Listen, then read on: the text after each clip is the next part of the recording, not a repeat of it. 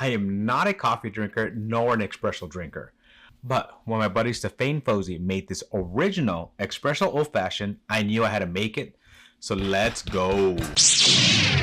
Welcome back to Old Fashioned Ways Plus Plus. I'm Doc Martinez and I'll be making my first ever Expresso Old Fashioned. One of my buddies who I enjoy watching his videos and seeing his inventive and unique cocktails just made an original that he calls After Hours Old Fashioned. He says it started with a question.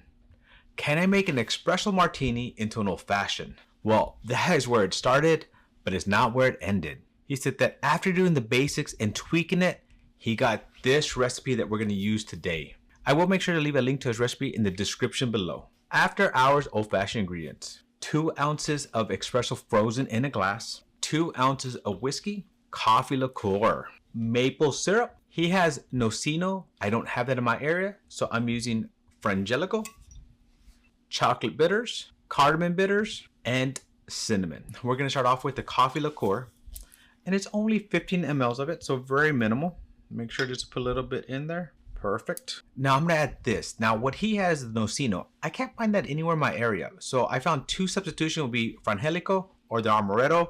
I'm using the Frangelico because that's what I have available, but I think either one would do well. Now this one's only a bar spoonful, which is about 5 mLs.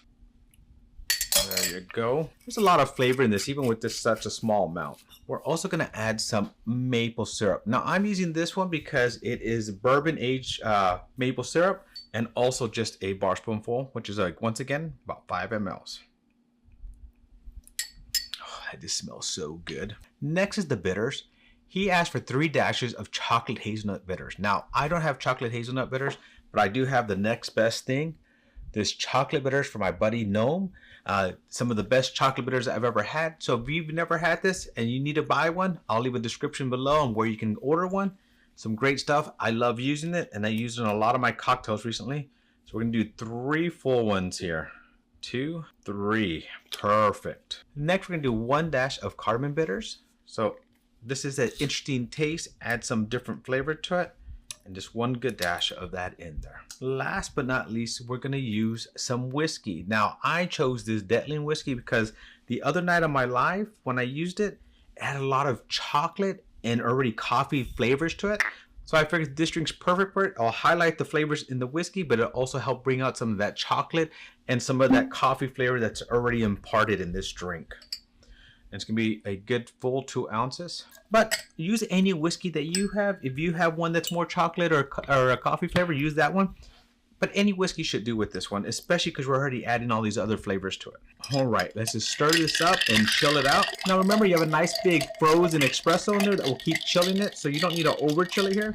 You just want to make sure you get it nice and cool so that it's nice and chilled before you start. So good 15 to 20 seconds is good enough on this. Yep, feels nice on the glass already, so perfect, perfect. As you can see, the glass, I tilted it sideways when I froze it because I wanted that espresso to be in an angle of my glass. I figured that might give it more surface area so that you're getting more of that coffee flavor earlier on.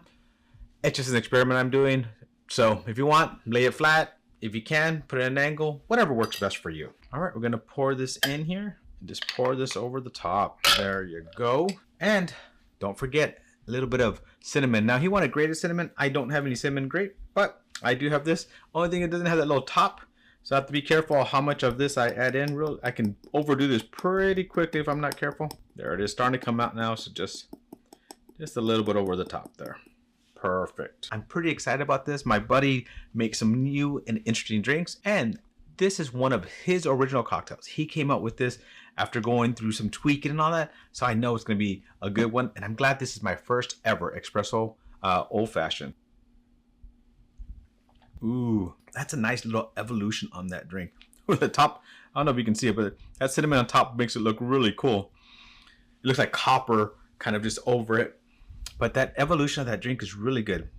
You get that sweetness, you get some chocolate, you get some that bitter note of the coffee with the coffee espresso kind of lingering on at the end.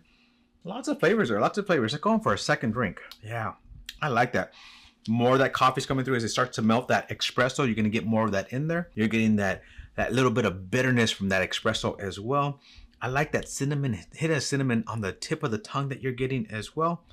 Overall, I think for my first ever Expresso Old Fashioned, I'm really enjoying this one. As I said, I'm not one to drink much coffee or espressos, but this is actually a good one to start with. Oh yeah.